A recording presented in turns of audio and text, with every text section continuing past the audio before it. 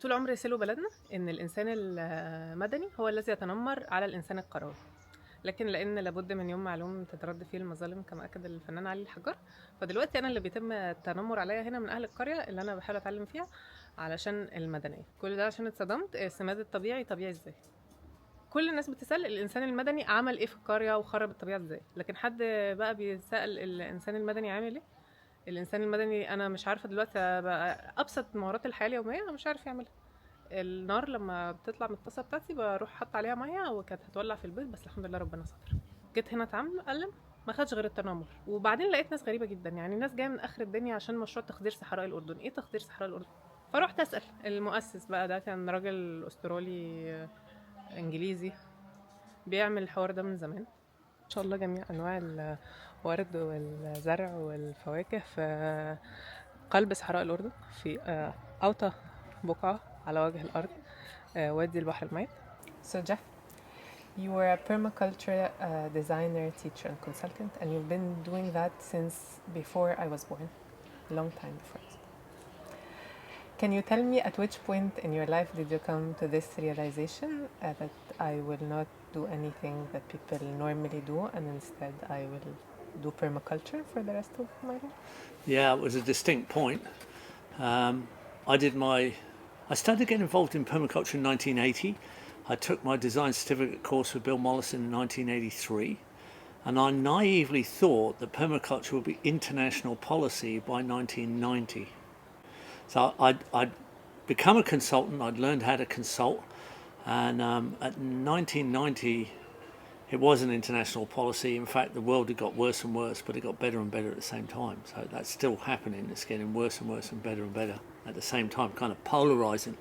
But by it came around in 1991, I kind of had a midlife crisis and decided I was going to opt out of my business world that I was involved in, setting up small businesses, quite successful.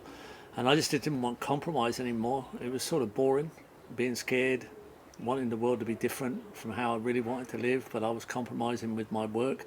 I'm just going to work in permaculture and nothing else. And then you decide to do that in Jordan's desert, where it's most salty and dry. Can you explain? Well, I didn't decide anything. I decided I'd let the world decide for me. And so I just made a sort of affirmation to the universe. I think I've got something to offer. I think I can help. Right? I understand permaculture. I've been designing and consulting for a while. Now I'm teaching. And maybe we can stop here and define what is permaculture in simple terms. Permaculture is a design science that supplies all the needs, or at least the basic needs, but really all the needs, the ethical needs of humanity, in a way that benefits the ecosystems of Earth. So it's a beneficial way of supplying all our needs by anchoring in a design system, and that design system is based in ethics. So a little bit longer you could say it's an ethical design science. So I just decided if I was asked, if I was invited to go anywhere in the world and I thought I could help, I would go. And I was on that journey, and I was in Vietnam actually working for a Japanese aid organization, and they offered me a job here in Jordan. And that's how it all started. I was invited here by Japanese aid, and I worked here on a project to try and set up a demonstration site for sustainable agriculture in this harsh, dry environment. That's all. And what are the biggest misunderstandings or criticisms of permaculture do you often hear?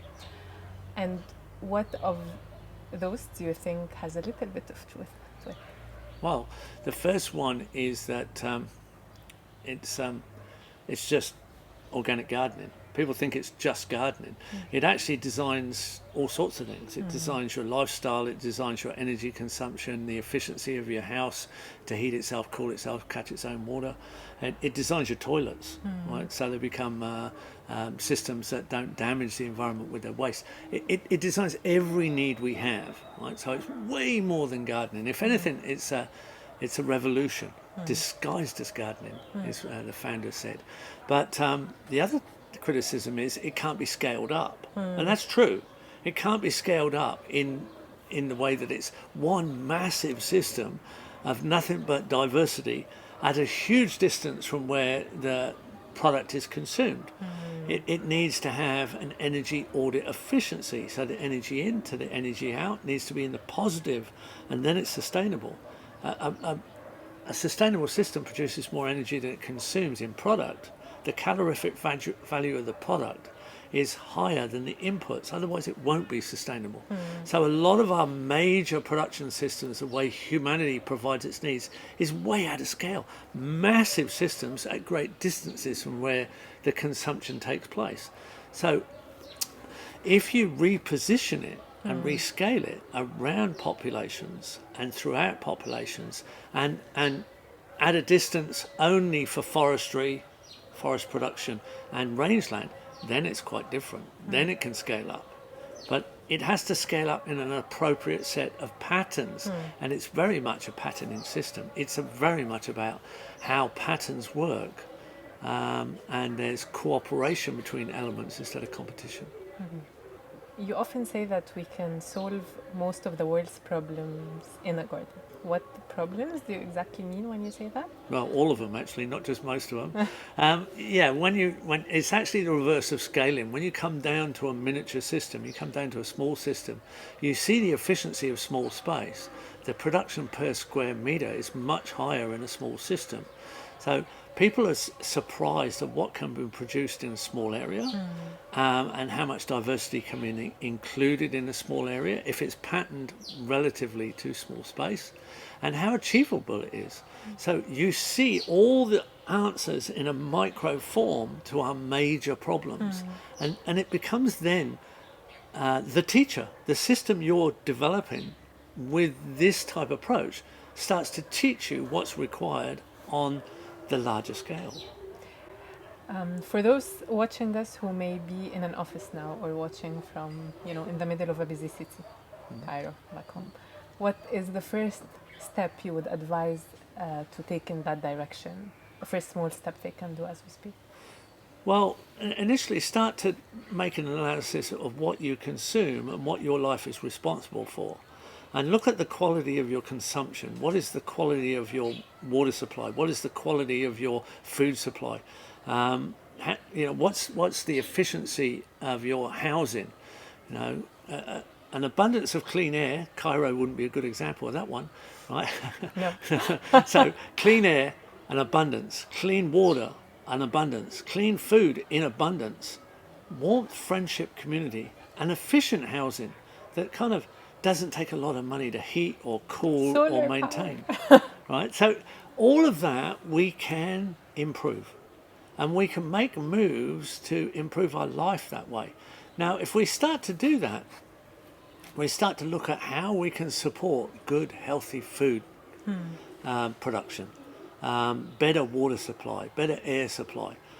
We start to realize we can meet a lot of our needs without having to do so much work, without having to earn so much money. And we can reduce our transport as well. So it's just ways of having something really interesting to consider, right, that you can engage in. And being engaged in something meaningful, it has great value, because psychologically you feel healthier. You feel healthy in the way you have intention.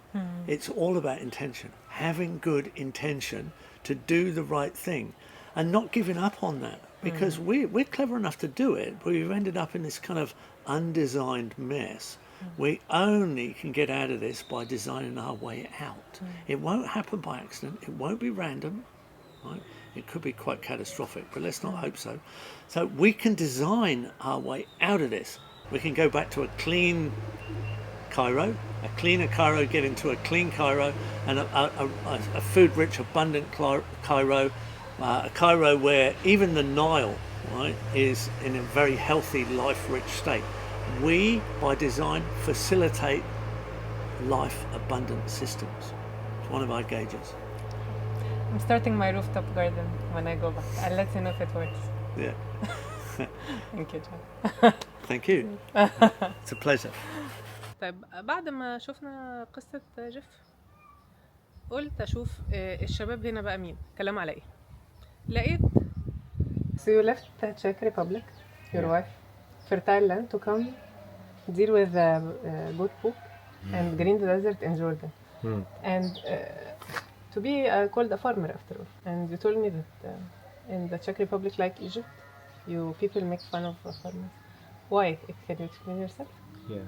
So I grew up in a village, and my grandfather actually could be a person who you could call a farmer. He was not like a big-scale farmer, but he was basically self-sufficient. You know, he grew all his veggies, all his potatoes. He kept a lot of animals like chicken and rabbits and geese and so on. And growing up in this environment by the time was kind of weird for me, because I went to a city school, and in the city it was kind of mocked, you know, being a farmer, or because it smells, you know, it's a Not smelly just job. us. Yeah, it's a smelly job. And so I kind of developed this idea that it's something bad, that it's not nice to be a farmer. With this idea in mind, I thought, okay, so I'm gonna become something cleaner, you know. I have a clean job and be in the office or in a lab somewhere. But lately, in the last maybe 5 or 6 years, I started to realize that I really want to live in the country, that I want to be in. Why? Because it feels better. I started to realize that being in the city just doesn't feel really natural, you know. All the concrete and the smells and the heat, and you know, everything about the city it stopped making sense to me. So when I met my wife, we immediately moved outside to the country, and by the time I still didn't grow anything, I just enjoyed being in the forest, you know, being in touch. Yes, but for me to go and just enjoy being in the forest, do I have to become rich and save money first and go then, or? By the time I didn't have almost any money. Yeah, we just rented a house that was actually cheaper than a flat in the city, you know, because no one wants to live there. Yeah, but in the city you go to the office, you get the money in the forest. Well, I have a kind of a special job. Yeah. So it's not really dependent on being somewhere. I'm a tree climber, so I work everywhere that the trees are. So when we started living in the country, in the forest or near the forest, I kind of started to realize that I could maybe grow some veggies, you know, to have some better food from time to time. And so because the food we eat is, I think it's empty. When you grow like tomato, you know, that's a prime example, because once you grow organic tomato in your garden and you taste it and you smell it, and then you buy a tomato from the supermarket, the difference is just huge. Growing your veggies organically and letting them be in contact with the soil life, with the soil food web, actually makes them nutritious, because the real nutrition is not about having something that looks like a tomato and is just full of water, you know, but the real nutrients are being driven into the fruit by the soil organisms. مشكلتي الوحيدة ان احنا لفينا فول سيركل ورجعنا تاني يلا يا شباب نغير العالم. طب ما انا اساسا قلت اعمل الكلام ده علشان انا رايح دماغي من القصة دي واسيب الصحافة واقعد في القرية. دلوقتي بقى تيجي تقول لي الفود سيستم والاحتكار الاكل وهنموت من الجوع وهناكل بعضينا، ولازم تعلمي اللي جنبك تعمل طماطم عشان ما يجيلهاش انيميا زيك. علمتي حاجة كويسة الشير مع الجيران ماشي على الضيق كده، انما هنلف وارجع تاني. انا هعمل جاردن بيد زي ده لما ارجع التجمع الخامس في وسط التربه، بحيث اختار التربه اللي انا عايزاها، لان انا مش هتعب نفسي وانزل الجنينه واستصلح التربه من الاول. ماشي. ولو على الاكتفاء الذاتي انا ممكن اكتفي بطبق صغير.